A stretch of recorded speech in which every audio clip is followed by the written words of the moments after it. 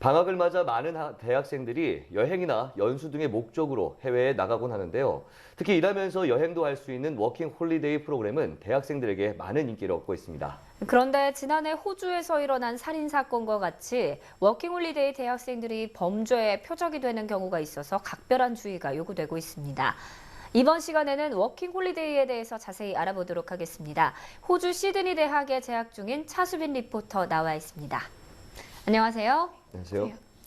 네, 차수빈 리포터는 호주 시드니 총영사관에서 워킹홀리데이 담당 인턴을 한 경험이 있더라고요. 주로 어떤 일을 하셨습니까? 네, 호주 정부로부터 워킹 홀리데이 비자를 받고 호주에 입국한 분들을 위해서 일자리 찾기 정보라든지 SNS를 통한 다양한 정보 공유, 그리고 각종 이벤트 등을 기획하는 일을 도왔습니다. 네, 그렇군요. 이 워킹 홀리데이라는 것이 정확하게 어떤 제도입니까? 네, 워킹 홀리데이는 만 18살에서 30살 이하의 분들이 한국과 워킹 홀리데이 비자 협정을 체결한 나라에서 보통 1년 정도 체류하면서 여행도 하고 일도 할 수 있고 또 학업을 같이 병행할 수 있는 제도로 특히 젊은 대학생들에게 인기가 아주 많은 프로그램입니다. 네, 그럼 지금 몇 개국에서 이 워킹홀리데이 제도가 시행되고 있는 건가요? 네, 우리나라는 현재 호주, 뉴질랜드, 캐나다, 프랑스 등 총 16개 국가와 워킹홀리데이 협정을 맺고 있고 또 영국과는 청년 교류 프로그램을 체결하고 있습니다. 네, 그렇게 많은 나라가 시행을 하고 있지는 않은 것 같은데, 그런데 통계를 보면요, 이 워킹 홀리데이 참가자의 70% 정도가 호주로 간다고 들었습니다. 이렇게 특별히 호주에 많이 몰리는 이유가 있을까요?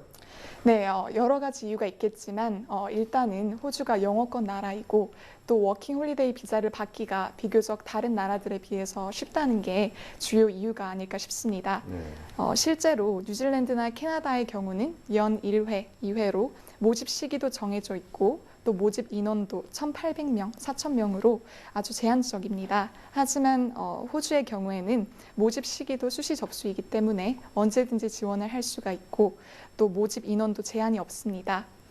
또 호주는 워킹 홀리데이 체류 1년 동안 호주 정부가 지정한 농장 등에서 88일 이상 풀타임으로 근무할 경우에 워킹 홀리데이 비자를 1년 더 연장할 수 있다는 그런 장점도 있기 때문에 많은 학생들이 호주를 찾는 것 같습니다. 네, 그렇군요. 그런데 이렇게 다른 나라들에 비해서 참가자가 많은 만큼 호주 워킹홀리데이와 관련된 사건, 사고 소식도 더 많은 것 같아요. 네, 말씀하신 것처럼 아주 이렇게 극단적인 사례이지만 최근 2달 사이에 호주의 워킹 홀리데이 비자로 체류하던 한국인 여대생이 백인 남성에게 폭행당한 후 숨진 채 발견된 사건이 있었고요. 또 남학생이 환전을 하러 가던 중에 피살당한 사건도 있었습니다. 하지만 이처럼 범죄에 희생이 되는 경우는 그렇게 많지 않습니다. 이보다도 워킹 홀리데이 분들이 일반적으로 피해를 많이 보시는 경우가 일을 하고도 제대로 임금을 받지 못하는 임금 체불 문제라든지 또 근로 현장에서 다쳐도 제대로 보상을 받지 못하는 경우들이 많습니다. 네. 방금 말씀하신 것처럼 임금 체불 문제나 또 이렇게 현장에서 다쳤을 경우에 이런 건 어떻게 보상을 받을 수 있을까요? 네, 각 사례마다 대처 방법이 다르겠지만 네. 일반적인 예를 들어 설명드리겠습니다. 네. 먼저 도표를 보시면서 말씀드리겠습니다. 네. 네, 먼저 임금 체불 사례 같은 경우 고용주가 원래 취업 당시 지불하기로 한 시간당 임금을 근무 태도 불량 등의 이유로 제대로 지급하지 않는다면 호주 노동청 민원조사관 홈페이지에서 민원 제출 양식을 작성한 뒤 급여 명세서, 일일 근무일지 등 근무 증명 자료들과 함께 호주 노동청 민원조사관에 제출하시면 됩니다. 호주의 경우도 최저임금이 법으로 보장되어 있기 때문에 최소한 법에 정해진 최저임금은 받을 수 있습니다. 다음은 근무 중 다친 경우입니다. 사업장에서 일을 하다 작업 도구 등에 다쳐 치료를 받았지만 별다른 큰 보상을 받지 못했다면 치료비 외에도 별도의 보상을 받을 수 있는 길이 있습니다. 호주 법상 고용주는 반드시 산업재해보험에 가입해야 하고 또 이에 따라 치료비 말고도 추가 보상을 해줄 의무가 있습니다. 이 경우에도 산업재해 전문 변호사에게 자문을 구해 절차를 진행하는 것이 좋습니다. 네, 그 밖에 또 다른 어떤 피해 사례들이 있는지도 궁금하네요. 네, 호주 영사관에서는 최근 들어 자동차 관련 도난 사고와 또 환전 관련 사기 사건이 자주 발생하고 있다고 주의를 당부하고 있습니다. 네. 먼저 자동차 안에는 절대로 귀중품을 두지 말고 또 빈 가방이더라도 보이는 곳에 두어서는 안 됩니다. 내비게이션을 떼어가는 경우도 있기 때문에 주차를 할 때는 반드시 떼어내고 또 그 흔적까지도 지우는 것이 좋습니다. 또 환전과 관련해서는 최근에 불법 역송금 수법으로 많은 사기 사건들이 많이 발생하고 있어서 네. 좋은 환율에 환전을 해준다는데 속지 말고 정식 은행이나 등록된 업체를 이용하는 것이 좋습니다. 네, 호주 영사관에도 이런 워킹 홀리데이 피해를 막기 위해서 여러 가지 상담 프로그램이 있다고 들었습니다. 어떤 것들이 있을까요?